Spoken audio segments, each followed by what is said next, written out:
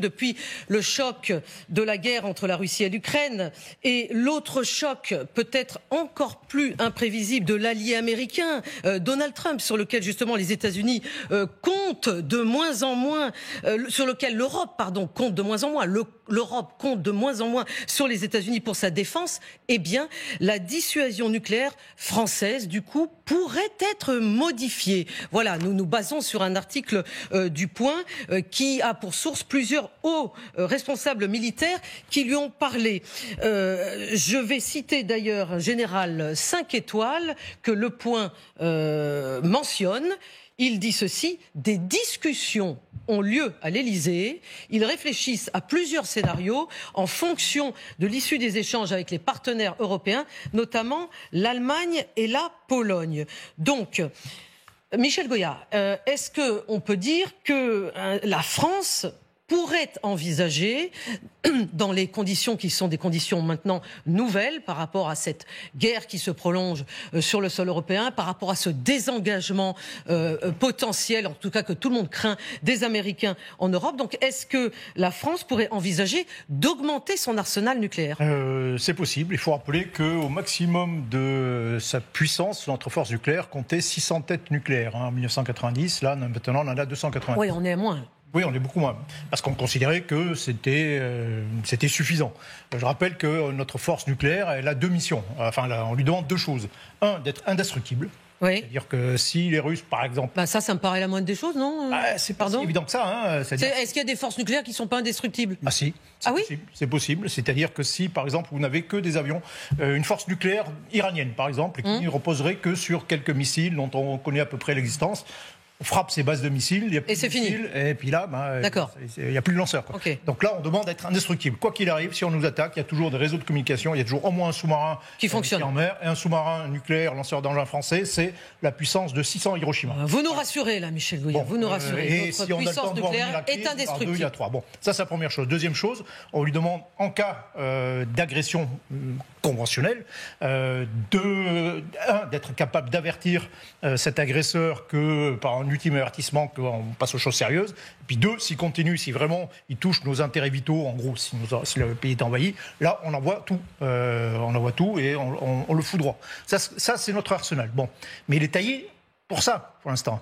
Il n'est pas taillé comme le parapluie nucléaire américain en Europe pour aller un peu étendre cette protection au-delà. Or, depuis quelque temps, on va potentiellement vers cela, une extension du parapluie nucléaire français en Europe. Voilà, alors juste un détail, c'est-à-dire quelle est la caractéristique de ce parapluie nucléaire américain en Europe ? Il est en Europe.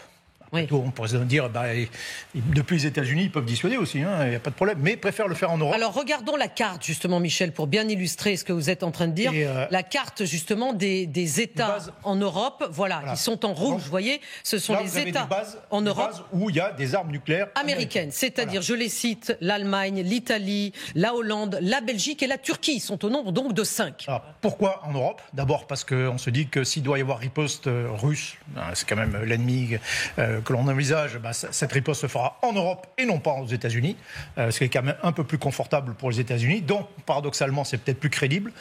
Et puis deux, ce sont des armes qui sont de relativement faible puissance, les bombes B-61. Elles sont moins puissantes que nos... les armes françaises ? Que les armes françaises. Nous, on a des armes de 100 000 tonnes d'explosifs ou 300 000 tonnes d'explosifs pour les missiles. On en a moins, mais plus puissantes. Oui, parce qu'on n'avait pas prévu de faire ce que les Américains appellent la riposte graduée. La riposte graduée, c'est vous avez un pays qui attaque. Alors ça date de la guerre froide, un pays qui attaquait l'Allemagne fédérale, on essayait de résister conventionnellement, on n'y arrivait pas, on commençait à utiliser des armes nucléaires de relative petite puissance en espérant calmer les ardeurs et ça ne suffisait pas. Et s'il y avait une riposte nucléaire, on augmentait, on escaladait, ainsi de suite. Bon. Or ça, on n'est pas taillé pour ça. Oui, mais donc c'est en train de changer. Général Kempf, est-ce que, donc selon cet article du Point, si l'Élysée tranchait vers des modifications, en faveur de modifications pour ajuster nos moyens, le saura-t-on, nous, pauvres mortels, si je puis dire ? Est-ce que ça sera déclaré ? Est-ce que ça sera quelque chose que l'on saura ou pas ? Probablement, puisque ça fait partie si vous voulez, de la grammaire de dissuasion. La dissuasion, c'est une crédibilité technique, c'est une crédibilité opérationnelle, c'est une crédibilité politique. Et dans le cadre de cette crédibilité politique, vous avez ce qu'on appelle une stratégie déclaratoire. Donc il faut dire les choses. Il faut dire les choses. Enfin, Je reviens, Michel a prononcé un mot qui est important, la notion de suffisance. Oui. Et ça, La stricte suffisance, c'est cela ? Merci. Voilà, j'aimerais que vous nous expliquiez ce que ça veut dire. La stricte suffisance, c'est très exactement quelque chose qui est essentiel et qui distingue la doctrine française de dissuasion de la doctrine américaine. Et en plus, la doctrine américaine de riposte graduée, elle est valable pour l'Europe, elle n'est pas forcément valable pour le continent américain. Donc il y a des distinctions. Et nous, on est... En Europe, quoi. Bon, nous, c'est quoi ? Et donc, nous, on est différents et voilà, je veux dire, on défend nos intérêts vitaux et on a besoin de garantir une chose, c'est la capacité de seconde frappe. Ce que tu as expliqué, c'est-à-dire que même si les autres nous attaquent, on a toujours quelque chose pour aller réellement causer des dommages inacceptables à l'adversaire. Et donc, du coup, l'adversaire ne va pas monter. Donc, le but du jeu, c'est finalement qu'on n'emploie pas cette fichue arme. Stricte suffisance, depuis la fin de la guerre froide, on est passé d'un affrontement bloc contre bloc de l'Union soviétique. Alexandre connaît ça par cœur, puisque, comme un certain nombre d'entre nous, il a été élevé dans ce monde-là, à ce nouveau monde de l'après-guerre froide, où on est descendu. Et donc, on est passé de 600 à 300, parce qu'on jugeait que 300 têtes. La semaine dernière, il y a 15 jours, enfin récemment, le président de la République a annoncé la recréation d'une base de Rafale à Luxeuil. Alors justement, Général Kempf, mais c'est là où je voulais en venir, je voudrais que nous écoutions Emmanuel Macron justement sur cette base. Ensuite, je vous redonne la parole. Merci. L'aérienne va connaître une profonde modification de son activité. La vocation nucléaire historique de Luxeuil se poursuivra. Luxeuil sera, à l'horizon de 2035, la première base à accueillir la prochaine version du Rafale et son missile nucléaire hypersonique, figure du renouvellement entamé de la modernisation de notre dissuasion nucléaire. Luxeuil poursuivra ainsi sa longue histoire au service de la mission qui constitue le cœur de notre défense. Alors nous sommes ici en Haute-Saône, à la base de Luxeuil-Saint-Sauveur, qui était, je le précise, en phase de démembrement et qui va donc redevenir un site à vocation nucléaire, en 2035. Donc c'est pas pour tout de suite. Hein. Je tiens à souligner quand même que le temps nucléaire n'est pas le temps médiatique. Absolument, c'était une base nucléaire. On peut le dire. Hein. Oui, c'était une base nucléaire qui a été démontée en tant que base nucléaire et qu'on va remonter en base nucléaire, ce qui d'ailleurs va coûter beaucoup d'argent. Et donc pour revenir à votre question sur l'augmentation des têtes. 1,5 milliard. Pour réinstaller. Oui. C'est important à dire parce qu'il y a des gens qui disent ah oui, on va installer des Rafales français ailleurs sur des bases ailleurs. Vu ce que ça coûte, on va peut-être en discuter un peu avant. Il y a un peu de temps. Mais donc du coup, une quatrième base, des avions, peut-être qu'il faut les équiper à nouveau de têtes supplémentaires.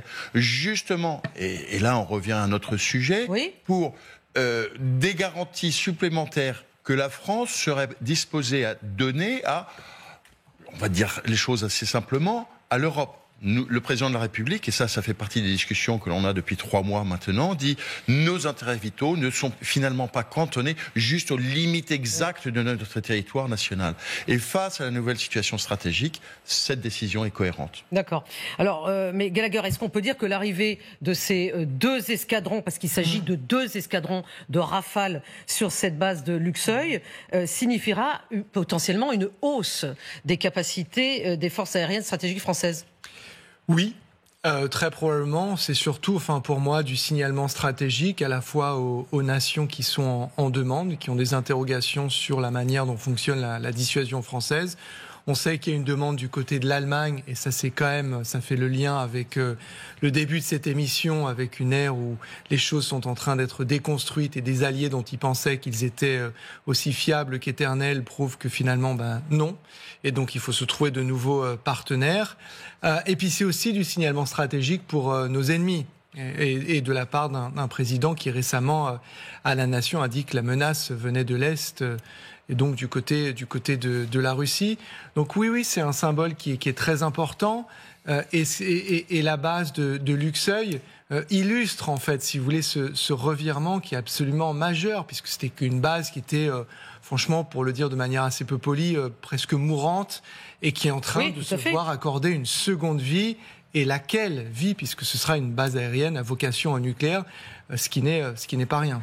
Alors justement, vous abordiez la possibilité, l'éventualité de l'arrivée de ce futur missile hypersonique à tête nucléaire dans l'armée française. Je crois que c'est très important, Michel, de le signaler.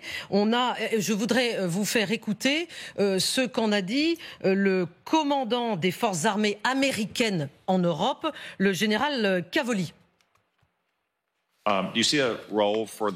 Voyez-vous un rôle pour l'arme hypersonique à longue portée dans l'Union européenne ? Je le pense. Je pense que la sortie du traité sur les forces nucléaires à portée intermédiaire a été très importante et que nous devrions maintenant tirer parti sur tous les théâtres concernés. Le bataillon des feux à longue portée de la force opérationnelle multidomaine de l'armée est le véritable élément clé. Il comprend plusieurs systèmes, comme vous le savez, et il existe une demande pour placer l'un d'entre eux en Europe. Bon, mais ce missile hypersonique, on en est où pour l'armée française ? Alors, attention, il y a deux choses. D'abord, il y a le nucléaire et le conventionnel. Oui, tout à fait. D'abord, tous les missiles nucléaires sont hypersoniques par principe. Ils volent à Mach 25, ils sont... Donc, hypersonique, ça veut dire c'est une vitesse supersonique. C'est deux choses, en réalité. C'est une vitesse, c'est Mach 5, 6, je ne sais plus. Et ça, effectivement, tous les missiles balistiques... Un missile M61 qui part d'un sous-marin, il vole à 1200 km d'altitude et il arrive à Mach 20 sur sa cible. Donc il est hypersonique dans un premier temps. Et surtout, c'est une deuxième catégorie, deuxième critère, c'est d'être manœuvrable malgré cette hyper vitesse et jusqu'au bout. En réalité, donc, vous avez les armes nucléaires, mais vous avez aussi, là on parle en réalité surtout d'armes conventionnelles hypersoniques. Et ça, c'est autre chose. Et effectivement, c'est quelque chose pour lequel, qui manque dans notre arsenal, qui se trouve dans l'arsenal russe. Et on peut se poser la question, d'ailleurs, on peut en parler juste 30 secondes, du fameux missile Obrechnik. Russe, bien sûr, de Vladimir Poutine. Qui est normalement un missile nativement... Donc hypersonique, évidemment. Qui est hypersonique. Mais imaginons, par exemple, que les Russes utilisent ce missile de manière conventionnelle.